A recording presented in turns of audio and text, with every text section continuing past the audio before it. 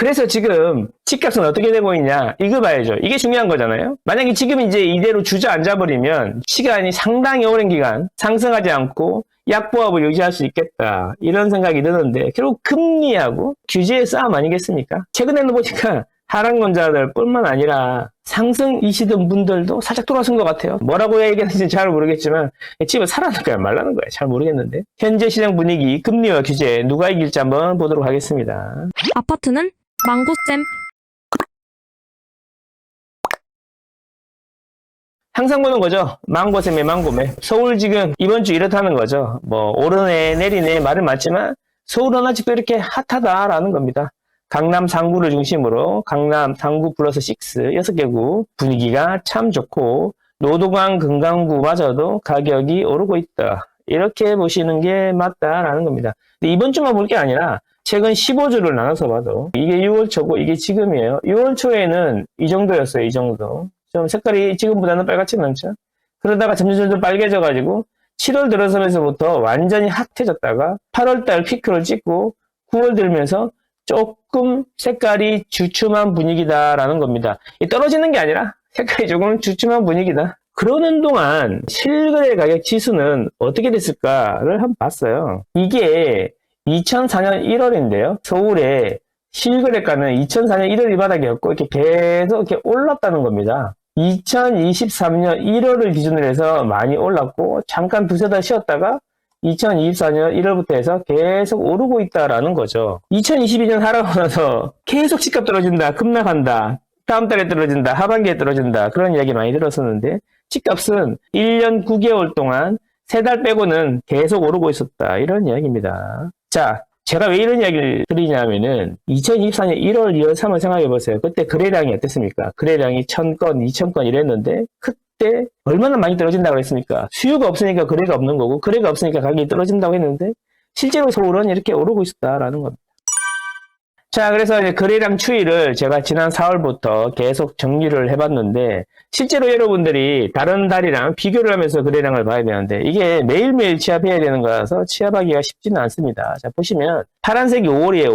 5월 거래량이 이만큼이었고요. 그 다음에 6월 거래량은 여기 남색이고 7월의 거래량이 폭증했죠. 이게 7월 거래량이고 8월은 여기 보라색입니다. 서울이에요, 서울. 6월, 7월보다 8월 거래량이 줄긴 했지만 10년 평균 5,800건을 넘는 데는 큰 무리가 없어 보이는데 문제는 9월인데 본격적으로 대출 규제가 시작되고 금리도 상당히 높아진 수준에서 이게 건수가 초반에 되게 미미하게 시작했는데 사실 이게 건수라는 게 한 20일은 지나봐야지 올라오는 거잖아요. 그죠? 그래서 보면 추석 연휴 이후에 올라오는 속도가 조금 빨라지긴 했지만 좀 더 지켜봐야겠습니다. 지켜봐야겠지만 5월보다는 지금 거래량이 많지는 않다 이런 이야기입니다. 그래서 거래량이 줄고 있는데 우리가 바닥을 찍고 올라오기 시작했던 1, 2월 거래량에 비해서는 훨씬 많을 거다. 이런 겁니다. 근데 이런 와중에도 말입니다. 9월 거래량이 5월 거래량하고 비슷하게 달리고 있는 이런 지역도 있다. 서울 내에서 이런 것도 있다. 지역마다 거래량이 되게 차별화되고 있는데 서초구 같은 경우에는 거래량은 많이 줄었는데 신고가는 계속 나오고 있어요. 그래 나올 때마다 신고가 나오는 그런 분위기고 강남 3구 제외한 지역들 중에 뭐 일부 동대문구라든지 노원구 이런 데는 실제로는 9월 거래량이 완벽하게 따라가고 있는 그런 곳도 있다라는 겁니다. 지역마다 조금씩 다르다는 거죠. 이게 온기가 계속 퍼지고 있어요. 그렇게 보시면 되겠습니다. 자, 심리는 이거죠. 매수, 매도. 심리를 말씀드리는 건데, 부동산에다가 설문을 합니다, 매주. 매수 문의가 많습니까? 매도 문의가 많습니까? 그러면 이제 KB에 제휴되어 있는 부동산에서 입력을 하겠죠. 그래서 매수 문의가 많아요. 그러면 매수 1. 그 다음에 매도 문의가 많아요. 그러면 매도 1. 이렇게 해서 하는 건데, 비슷해요도 많아요. 비슷해요. 중요한 건 비슷해요가 많다는 거죠. 자, 그래서 그거를 처음으로 매주 찍는 겁니다. 근데 이게 사람의 심리를 나타내는 거기 때문에 항상 마음이 이렇게 출렁출렁한 거예요. 출렁출렁해. 보세요. 2013년부터 대세 상승 기간에도 보면은 심리가 항상 일정하게 이렇게 직선으로 이렇게 올라가지 않았다는 거죠. 평균은 그런데 보시면 엄청나게 출렁출렁하고 있습니다. 보이시나요? 출렁출렁. 이게 2013년 지나 14, 15년 지나면서 출렁출렁 하면서 올라가는데 박근혜 정부 때도 규제가 나왔어요. 조정지역 추가하고 막 이랬단 말이에요.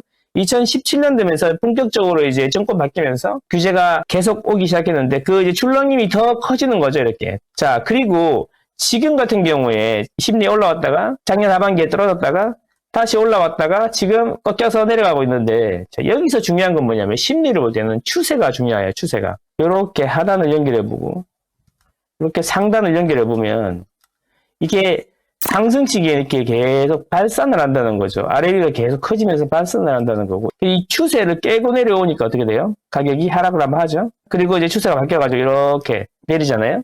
그래서 이제 떨어질 때는 보면은 이게 수렴을 합니다. 이렇게 좁아집니다. 점점점. 근데 지금 보시면 상단하고 하단을 이렇게 연결해봐요. 그럼 어떻습니까? 점점 발산을 하고 있죠. 그래서 이 추세가 이 지점이 이번 주에 많이 내려오긴 했지만 이걸 깨고 내려가느냐 안 내려가느냐 이게 중요하다는 거죠. 확인하는데 시간이 좀 걸리겠지만 제가 보기에는 이때보다도 훨씬 더 안정적으로 유지되고 있다라고 표현할 수 있겠다라는 겁니다. 큰 사이클이 이렇게 올라갔다가 내려갔다가 이렇게 반복을 하는데, 그래서 제가 보기에는 이게 슈퍼 사이클의 초입에 들어왔다. 서울 부동산은 그렇다. 그래서 급등한다는 이야기가 아니라 이제 슬슬 상방을 향해서 갈 거고, 이 추세가 상당히 올라갈 수도 있겠다. 이런 생각을 해봅니다.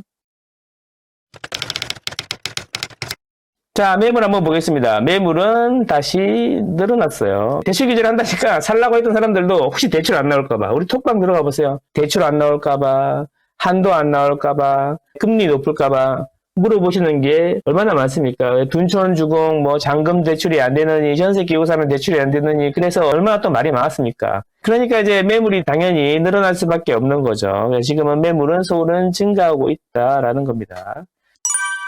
그런데 중요한 것은 말이죠.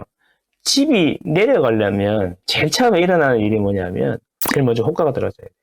호가가 떨어진다는 이야기는 뭐냐면 사람들이 집을 이전보다 딴 사람들보다 싸게 팔기 시작한다라는 의미가 되는 건데, 그래서 저는 이게 호가를 계속 모으고 있어요. 매주 모으고 있는데 8월 달부터 호가 모으는 걸 했었는데 8월 달에 그렇게 핫하던 시기에 보면은 지난주 대비 호가가 얼마나 높게 형성이 됐냐 이런 거거든요. 지난주보다 호가를 높이 부르는 거죠. 그러면 점점 올라가는 건데 지금이 0 이상이니까 추세가 좀 상승폭이 줄어들긴 했지만 계속 지속적으로 호가는 자꾸 올라가고 있는 분위기다. 서울은 그렇다라는 겁니다. 호가가 계속 올라간다. 무슨 소리냐면 상승폭이 좀 적어지긴 했지만 아직도 여전히 호가들은 올라가고 있다. 필수재 시장에서 너무 수요자 위주로 보면 안 된다라고 제가 계속 말씀드립니다. 공급자 위주로 보는 게 맞습니다. 필수재 시장은 유통 물량을 제공하는 공급자, 매도자들이 호가를 깎을 생각이 없다라는 건데 이게 부동산 시장에서 매우 중요한 거죠. 그리고 이제 부동산 말고 다른 분야에서 부동산 쪽으로 오신 분들이 많이 실수하는 부분이 바로 이런 겁니다. 뭐냐 하면 매수자 위주로 본다는 거죠. 많은 분들이 매수자 위주로 많이 보시는데 매도자 위주로 봐야 된다. 필수재 시장 아니겠습니까? 매도자가 급한 게 있냐 없냐의 문제라는 거죠. 당신이 대출이 나오든 안 나오든 간에 내가 매물을 내는 이유가 있지 않겠냐. 내가 매물을 내는 이유는 이걸 팔고 상급지로 가려고 그러는데 상급지에 가격이 안 내리는데 어떻게 내가 이걸 싸게 팔고 넘어갈 수가 있겠냐. 차라리 내가 안 팔고 말지. 이거라는 거죠. 그러니 이런 상황에서 급락이 온다. 이런 이야기를 하는 거 보면 제가 많이 답답합니다. 구독! 좋아요! 구독! 좋아요! 결론적으로 보면 9월달도 그렇고 10월달도 그렇고 이런 식으로 가면 거래는 감소할 거고요. 거래가 안 되니까 매물은 증가할 겁니다. 하지만 상급지로 가려는 사람들이 대부분인데 상급지 가격이 안 떨어지기 때문에 내 호가도 낮출 수가 없습니다.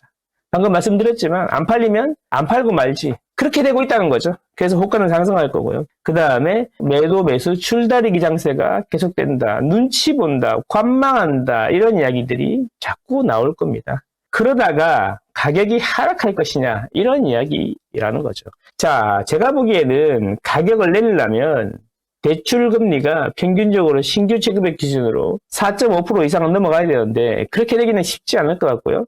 금융당국에서도 원하는 게 그건 아닌 것 같습니다. 자, 그러면 지금은 한도의 문제인데 은행들이 저렇게 대출금리도 올리고 대출도 안 해주고 할 수 있는 이유가 뭐예요? 그걸 생각해 봐야 된다는 거죠. 그 이유는 뭐냐면 올해 계획한 거를 거의 대부분 상반기에 대출 계획을 다 초과 달성해버렸다는 거죠. 그러니까 이제 추가로 대출해봐야 금감은 눈 밖으로 나니까 추가로 대출해주기는 그렇고 대출하는 사람들이 오기는 오니까 그러면 우리도 이제 금리를 팍 올려가지고 대출은 조금 해주는 대신에 이익을 크게 가져가야겠다. 이런 생각으로 금리를 팍 올린 거고 금융감독원에서 꼴 보기 싫으니까 야, 니네 너무 금리 몰리는 거 아니야? 이렇게 이야기하고 있는 거죠. 그래서 이야기하니까 어떻게 돼요? 이제 한도를 축소하려고 전세자금 대출도 안 된다느니, 뭐도 안 된다느니, 실수요자들한테 해준다느니, 갭투자는 안 된다느니, 이런 이야기하고 있는 건데, 자, 내년이 되면 또 어떻게 될까요? 내년이 되면 아마 미국의 기준금리는 0.5 정도 내년 초에 추가로 떨어져 있을 거고, 한국은행도 어쩌면 한 번 정도는 인하할 수도 있는 건데, 그리고 장기적으로 한 2년 정도 뒤를 보면은 미국의 기준금리는 반토막이 난다는 거예요. 점도표를 통해서 우리가 봤지 않습니까? FOMC 위원들이 그렇게 생각한다는 거죠. 그렇게 되면 우리도 금리가 내려갈 수밖에 없는데 계속 가상금리를 금리가 내려갈수록 더 올릴 수 있겠냐 이런 겁니다. 그래서 제가 계속 말씀드리던 게 금리 올리는 거는 영구적이고 항구적이지도 않다. 그래서 한국은행이 제가 이전 영상에서 말씀드린 것처럼 답안을 제시했다. 금리는 올리지 말고 한도를 축소해라. 이렇게 될 것이다 라는 거죠. 그러면 한국은행에서 인정했듯이 그렇게 하더라도 대출은 조금 늘어나더라도 가격이 떨어지진 않을 거다. 이런 이야기가 되는 겁니다. 그래서 어쩌면 하반기가 호가가 떨어지면 기회가 아닌가.